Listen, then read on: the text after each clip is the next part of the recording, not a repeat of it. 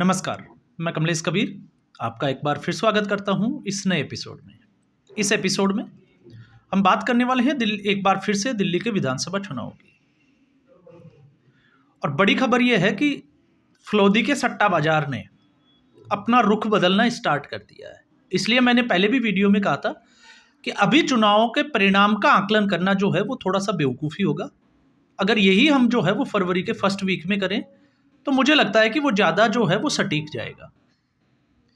लेकिन मीडिया जो है वो टीआरपी बढ़ानी होती है और चुनाव से पहले बिना मुद्दों के, और हमेशा जो है वो मुद्दे एक से नहीं रहते। कुछ ऐसी घटनाएं होती है जो चुनाव का रुख बदल देती है। और अब फलोदी का सट्टा बाजार जो है वो आम आदमी पार्टी की सीटें और कम कर रहा है और कांग्रेस पार्टी को थोड़ा सा बढ़त दिखा रहा है, लेकिन उसका फायदा जो है वो भारतीय जनता पार्टी को दिखा रहा है। तो स्थिति बेशक जो है वो ऐसी हो सकती है, क्योंकि हम भी इस पर जो है वो बात कर चुके हैं कि ये अरविंद केजरीवाल का आखिरी चुनाव है, वो डू और डाई। और अरविंद केजरीवाल जिस तरीके से, अरविंद केजरीवाल का चरित्र है, उनकी राजनीति है, वो हर पैंतरा जो है वो इस चुनाव में आजमाएंगे, क्योंकि उनको पता है अगर ऐसा नहीं करेंगे तो उनका राजनीतिक कैरियर यहीं पे जो है वो रुक जाएगा। तो ऐसी स्थिति में अब हम बात करते हैं कांग्रेस पार्टी की, जिस मुद्दे पे हम बात कर रहे थे। तो कांग्रेस पार्टी इस बार जिस जद्दोजहद में है वो है कि किसी भी तरीके से 10% से ऊपर वोट शेयर जो है उसको बढ़ाया जाए, जो 4% से पिछले 2 चुनाव में रुका हुआ था।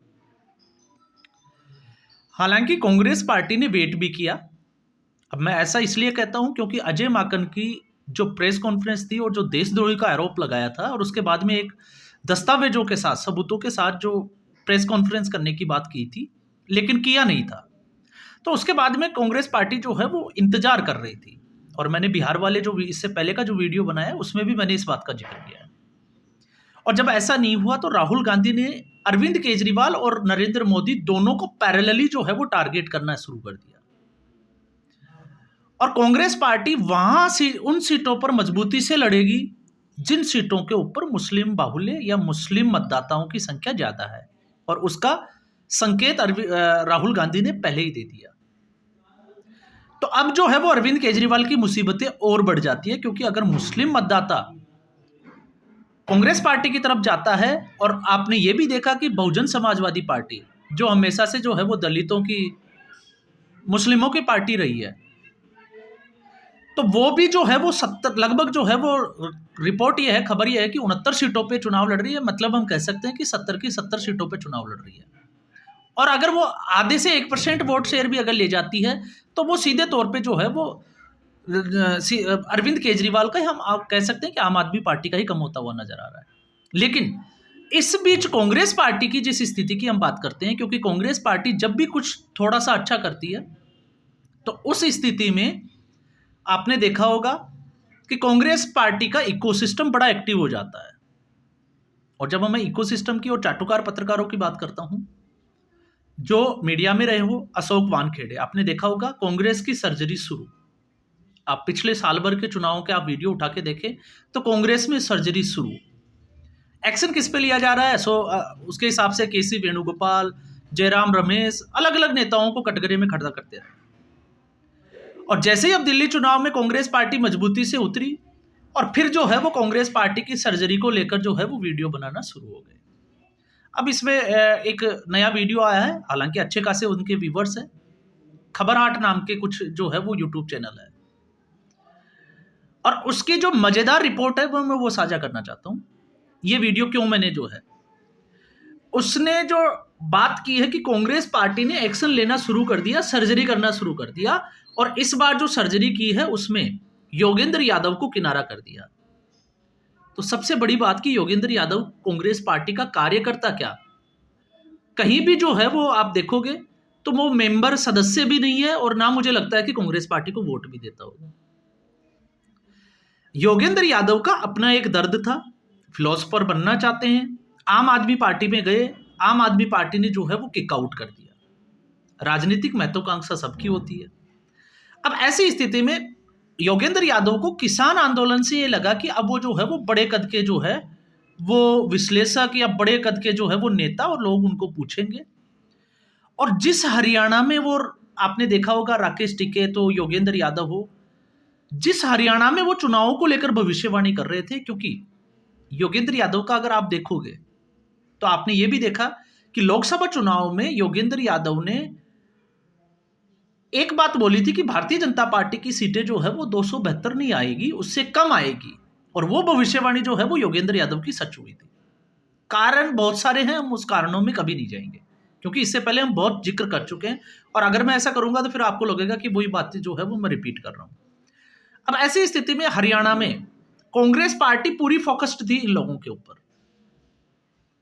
तो योगेंद्र यादव ने जिस तरीके से कांग्रेस पार्टी की आंधी आएगी, सुनामी आएगी, हवा आएगी, सारी बातें की, लेकिन हरियाणा के चुनाव को योगेंद्र यादव और कोई भी इस तरीके का चाटुकार पत्रकार उसको समझ ही नहीं पाया। और जब समझ नहीं पाया तो कांग्रेस पार्टी योगेंद्र यादव से नहीं जुड़ी। इन पत्रकारों ने योगेंद्र यादव के इंटरव्यू लेना स्टार्ट किया और ये दिखाने की कोशिश की कि योगेंद्र यादव जो है वो कांग्रेस के फेवर में बात कर रहे हैं। अब हरियाणा के विधानसभा चुनाव परिणाम के बाद में बारी थी महाराष्ट्र की। तो ये लोग भूल जाते हैं महाराष्ट्र में तो कांग्रेस ने कभी जो है वो योगेंद्र यादव के किसी भी स्टेटमेंट की हेल्प ली हो या कोई सहारा लिया हो या उसके ऊपर जो है वो बात की हो, मुझे तो नजर नहीं आता।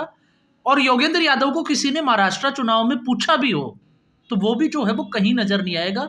योगेंद्र यादव गया जरूर था, लेकिन आपको वो सभा याद होगी जिस सभा में वो जो है वो एक अभियान चला रहे थे भारत जोड़ो का सम्मान वाला, और उसमें जो है वो जूते खाने से बचते बचते वहां से निकले थे।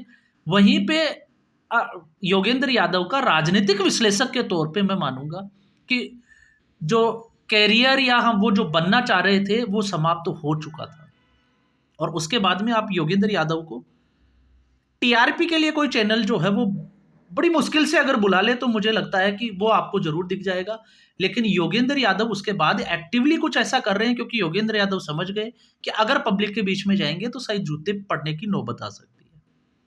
तो ऐसी स्थिति में अब इन लोगों के पास कुछ नहीं है, तो ये दिखाने के लिए कि कांग्रेस पार्टी जो है वो एक्शन कर रही है और कांग्रेस पार्टी जो है वो 15% वोट शेयर तक चली जाएगी, जो कि नामुमकिन है। 10% के आसपास, 8 से 10% तक जो है वो कांग्रेस पार्टी रह सकती है, डबल कर सकती है। इससे ज्यादा कांग्रेस पार्टी इस चुनाव में तो नहीं जाएगी। हाँ, ये जरूर है, अगर आम आदमी पार्टी सत्ता से बाहर हो जाती है तो अगले चुनाव में जो 5 साल बाद होंगे दिल्ली में, उस चुनाव में सीधे तौर से भारतीय जनता पार्टी और कांग्रेस पार्टी के बीच में मुकाबला हो सकता है। ये इसकी जो है वो पूरी संभावना है। लेकिन इन लोगों ने जिस तरीके से इसको जो है वो मोड़ा है, और मोड़ा क्यों है? सिर्फ और सिर्फ कांग्रेस की तरफ ये दिखाने के लिए कि कांग्रेस बहुत अच्छा कर रही है, जबकि पिछले 5 साल में कांग्रेस ने अपने संगठन के लिए दिल्ली में क्या किया? कुछ नहीं किया। Sandeep Dikshit one man army की तरह जो है वो लगे हुए हैं। तो ऐसी स्थिति में अब इनका आकलन जो है वो कहां तक जाएगा और कितना सही जाएगा मुझे नहीं पता। लेकिन एक बार फिर ये तय है कि इस चुनाव के परिणाम के बाद में कांग्रेस के ये चाटुकार पत्रकार और ये इकोसिस्टम जो है वो एक बार फिर जो है वो मुंह की खा के जाएगा। और इसकी प्रबल संभावनाएं हैं क्योंकि इनकी पत्रकारिता में निष्पक्षता नहीं है।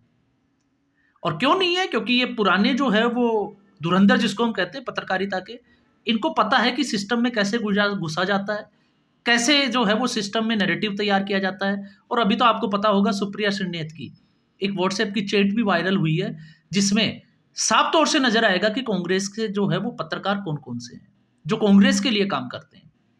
क्योंकि 2014 के बाद में नरेंद्र मोदी ने तो इनको जो है वो घास डालना ही बंद कर दिया। तो ऐसी स्थिति में यह समझ में आता है कि नरेंद्र मोदी का आप विरोध क्यों कर रहे हो। लेकिन आप जिसका कोई लेना देना नहीं योगेंद्र यादव का कांग्रेस पार्टी से, और यह दिखाने की कोशिश कर रहे हो कि दिल्ली चुनाव को लेकर, तो दिल्ली चुनाव में योगेंद्र यादव की सुनने वाला कौन है? आप सोच के बताइए। जो हरियाणा में किसान आंदोलन जो केंद्र था, गुरनाम सिंह चढ़ूनी, पंजाब के किसान वहां बॉर्डर पे बैठे हुए थे, उस वक्त योगेंद्र यादव की कोई नहीं सुनी, महाराष्ट्र में किसी ने नहीं सुनी, तो दिल्ली में योगेंद्र यादव की सुनेगा कौन? क्योंकि योगेंद्र यादव तो उस पार्टी से निकाला हुआ है जिस पार्टी की सत्ता है। तो योगेंद्र यादव क्यों नहीं कहता पब्लिकली कि उसको आम आदमी पार्टी ने बाहर क्यों किया? लेकिन ये लोग जो है वो इन चीजों को छुपाएंगे, बस ये दिखाने की कोशिश करेंगे कि कांग्रेस पार्टी में सर्जरी चल रही है। तो उसके हिसाब से मैं आपको बता देता हूं, हरियाणा के विधानसभा चुनाव परिणाम को कितना समय हो गया? कांग्रेस पार्टी ने एक फैक्ट फाइंडिंग कमेटी बनाई थी और उस कमेटी में प्रताप सिंह बाजवा और अशोक गहलोत, जो अपने अपने प्रदेशों में जो है वो कांग्रेस पार्टी का बेड़ा गर्क कर चुके हैं। अशोक गहलोत सचिन पायलट का झगड़ा सिर्फ पुत्र मोह में।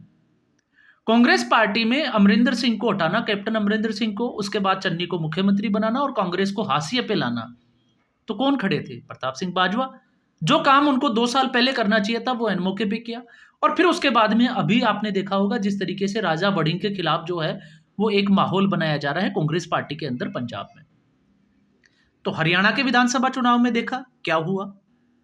उसके बाद फैक्ट फाइंडिंग कमेटी बनाई, फैक्ट फाइंड हुए और फिर उसके बाद लगा कि कांग्रेस पार्टी अब एक्शन करेगी। अब सो गई जब तक कि हरियाणा में अगले विधानसभा चुनाव नहीं होंगे।